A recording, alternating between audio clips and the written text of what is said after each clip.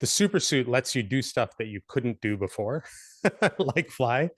Mhm. AI still, I think the way to think about AI is it's the ability to multiply yourself on the things that you could have done Mhm. yourself if you had the time. So I think the way you describe it is exactly dead on. Is if you had the time, you Yeah, would do it, but since you don't have the time or you don't have the capacity to provide this level of service to the customer, you kind of back off of that just because there's just no capacity in the organization to do that. But exactly. the the way to get all of this, so as we're talking about these individual use cases, right? You can think about, well, we could go build a little bot to go help with the underwriting piece, right? Or we could build a little chat GPT thing to go help with engaging with the customer. But every single time you build one of those, you're creating tech debt for the organization and you're creating compliance risk for the organization. Is this using the customer data appropriately to have this conversation? Is it making the right offer from a regulatory perspective based on race, gender, whatever the criteria are that you have to follow from a regulatory perspective? So are you doing things that are uh, when you had a human in the loop, that those things were controlled, right? So the key thing is going to be to strike this balance of how do you create a centralized place where your AI models are managed. Mm. So you have control over those things, what they're producing, what they're doing with hallucinations, how they're being, how regulatory overlay is on top of that. And then the other piece of that is how do you actually reuse this stuff? Yeah. Because let's say that you have a lead scoring mechanism. That lead scoring mechanism might be able to be used across 5 different areas, right? That in a controlled and structured way, using the same data, using the same logic. But if you build it in 5 different places, bringing it back to one place becomes this massive IT headache. Yeah. So those are the two things that you need to make sure that happen, is that you're having a controlled environment and then you're able to use that environment to drive each of these use cases. Yeah, I think it's kind of fascinating. So you're trying to strike a balance between decentralized innovation around the organization while also managing centralized excellence, for lack of a better word, right? Because on the surface, these things are easy. You just tell the GPT what you want and it does it for you, except for a few of the catastrophic scenarios, right? Like you said, like for instance, like releasing the CEO's performance review, right? Or any number of hallucinations, right? So if we think of the supersuit metaphor again, right? If the supersuit stops working when you're flying and you're 1,000 feet off the ground, that's a problem.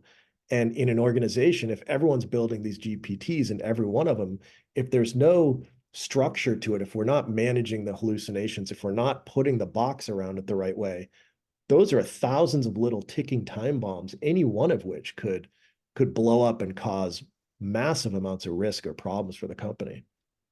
That's right. That's right. And the way that people would have you think about the approach, right? There's any number of dozens of people out there on the internet where what they're talking about is building these point solutions Mhm. and gaining momentum and credibility with these point solutions, which is great. That is one element of a multitude of elements that it takes to actually make a transformation work. What you have to do is first establish the vision of what is this thing going to do. You have to establish that clearly. And we have enough information at this point, a year and a half in, that the vision is getting pretty clear. It just needs to be tuned to what that organization specifically needs. So creating that vision and then building the group of people who are going to drive this forward in the organization Mm. from multifunctional roles, as well as understanding what is the value that this is going to bring to the organization. What is our aspiration from the vision in terms of the value that's going to be created? Once you've done that, then yeah, there are 20 things that you can get going right out of the gate, right? But you have the right governance in place, you have the right ways of working and measurement in place, and you have the right way to fund and build that strategy around those individual use cases set up, which is for small businesses may not be important, but to mid-size and especially large corporations, those three elements of the governance, Yeah. the strategy and funding, and the ways of working and measuring whether you're succeeding, critical to be put Yeah. in place, Yeah, regardless of what. but not just, I mean, really exciting too, because so what's fascinating to me about the AI is that if you get it, if you properly mitigate the risks and the externalities, the payoff is 100, 1,000x ROI on these things. If you Yeah, don't take care of those risks, the damage is a million X, right? So I think right, that's why you're seeing a lot of these blowups is because people think it's just a free lunch and I just throw spaghetti at the wall and it's going to stick. And the problem is it's blowing things up. But the reality is, if you create these cross-functional teams of the renegade innovator, for lack of a better word, who wants to get something right, done, but then you've got that responsible, risk compliance person teamed up with them to say, how do we mitigate this, right? And I can even think of like my own personal experience with GitHub Copilot, right? So I've been developing software for decades, right? And when I started using Copilot, it completely changed the way that I worked, but not the way you might think, right? So it's right. not like I just told it what to do and okay, I'm not programming anymore. What was happening is I would give it I would basically say, write this entire thing for me. It would write hundreds of lines of code, and I would go through it and find the four catastrophic mistakes in that code. I mean, catastrophic. Exactly. And in some cases, catastrophic and latent. So Right, I would see something and be like, oh, that's going to blow up later. right. But as an expert, I could immediately scan through that. So still, it was a better trade-off for me to tell ChatGPT exactly how to write all this code than for me to do it myself, but only because I had a process for how to manage the edges. That's right. I think that's exactly right. The other piece that you alluded to before, which is when you innovate, right? So let's say you've got the vision, you've got that coalition and the structure and governance so that you're doing it in a safe and sound way.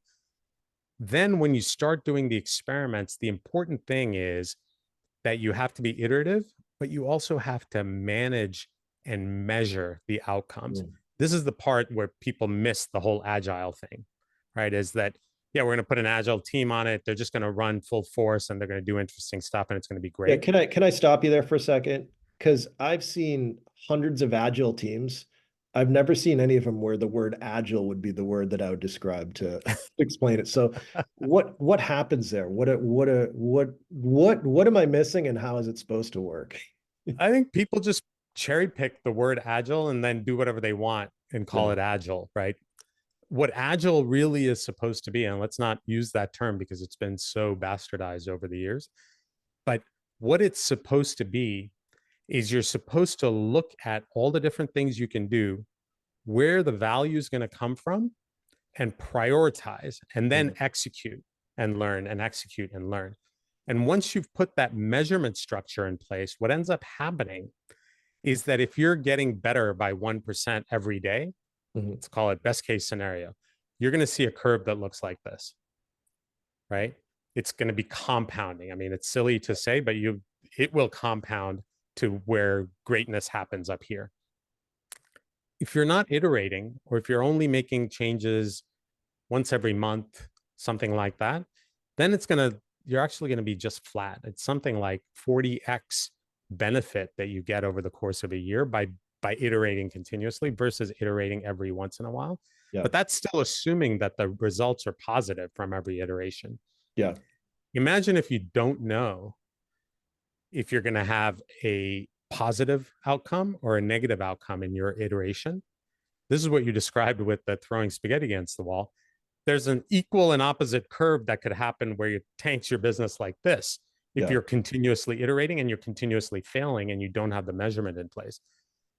So the goal is to have a bunch of losses and have a bunch of wins, but be able to measure it so that you're continuously ratcheting up. And maybe you're not going to be at 37x or 40x, but maybe you'll end up at 20x.